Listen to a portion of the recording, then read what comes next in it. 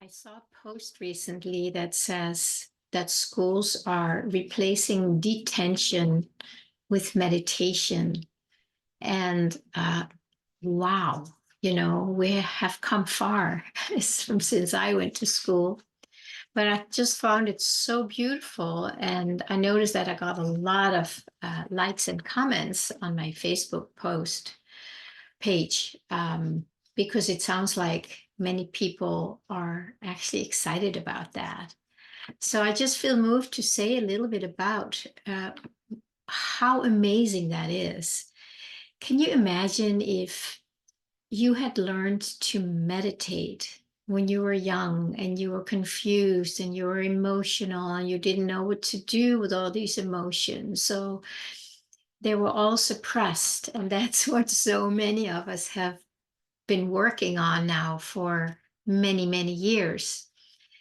And how that can really change if you learn at an early age to go inside and find a whole different energy and a whole different way to be present with what usually drives us out in the world and creates drama and trauma and unhappiness, all the stuff that we have gone through and many still are going through.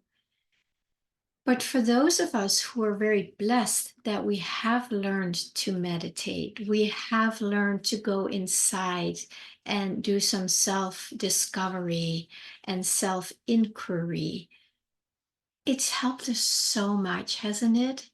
I'm not saying we have reached the end of the road yet. There's probably still a lot of layers, but once you learn an amazing tool like that, you can bring it with you for the rest of your life into everything, any situation. So these kids, they're learning to meditate, and it also said in that post that it changed everything.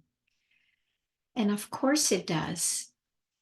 I don't know how easy it is for a child to learn to meditate, but I would think that they have not built up so much as we have if we started meditating later in life. I started in my late 20s, so I was not just a child anymore.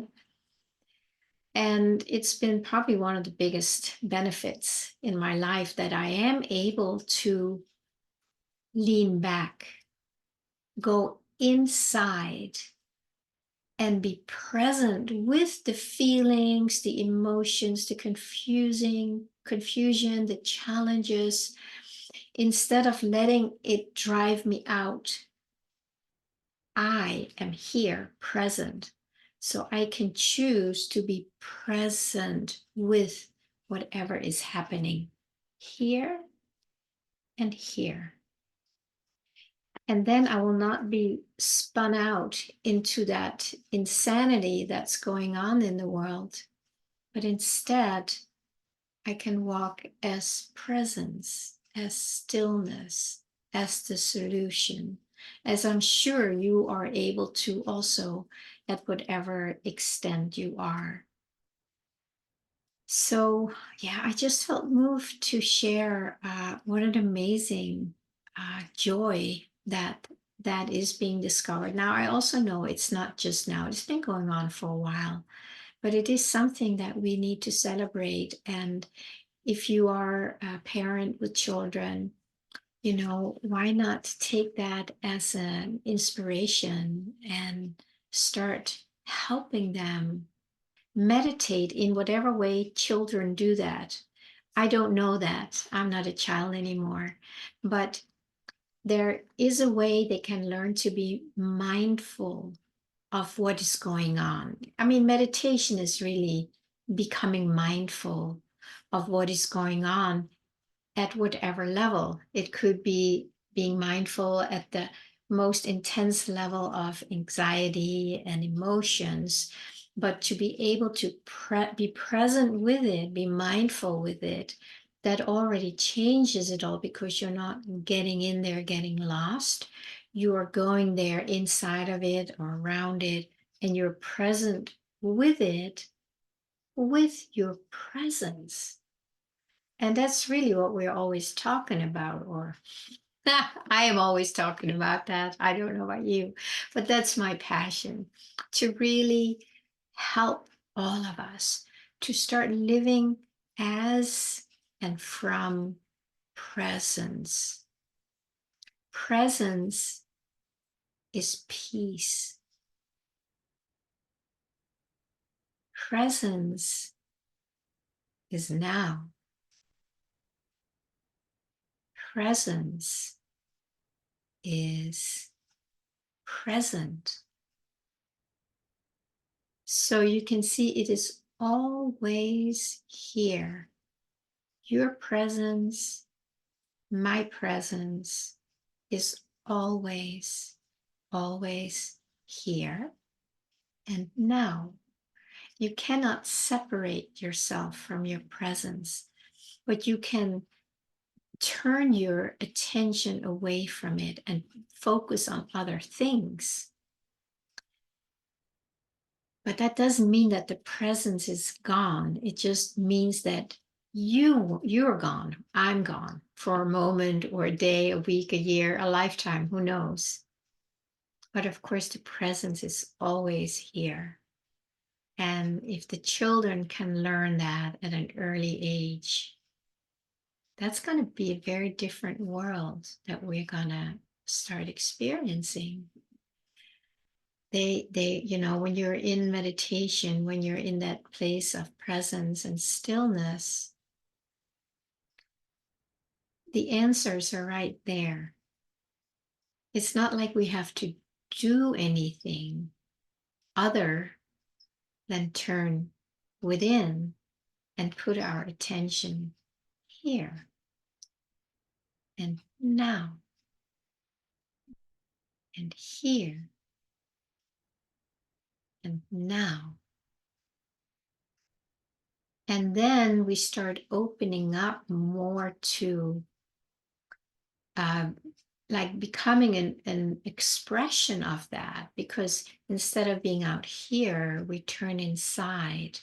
And then when we rest here, to me, it feels like then the portal opens of who I am, presence, and the presence knows what to do. Not, I don't need to know it, but I will be prompted to follow that knowing in whatever way that is, or something shows up in the outer that resonates with that. So you can start seeing that it's not separate from each other, because presence, it's the same presence everywhere in all of us, all the time and forever on. The presence does not change. It has the qualities, the nature of the divine, which we start experiencing, of course, when we go inside and open up to that presence and make ourselves available and curious. I mean, that's when we come into that space of prayer, where instead of me telling presence what I want, what it should do, what I want it to do for me, it's totally not necessary. That is part of the old paradigm where we have lived as if we are separate from our own presence, as if we are a separate identity from it. And we only are that separate identity in our mind.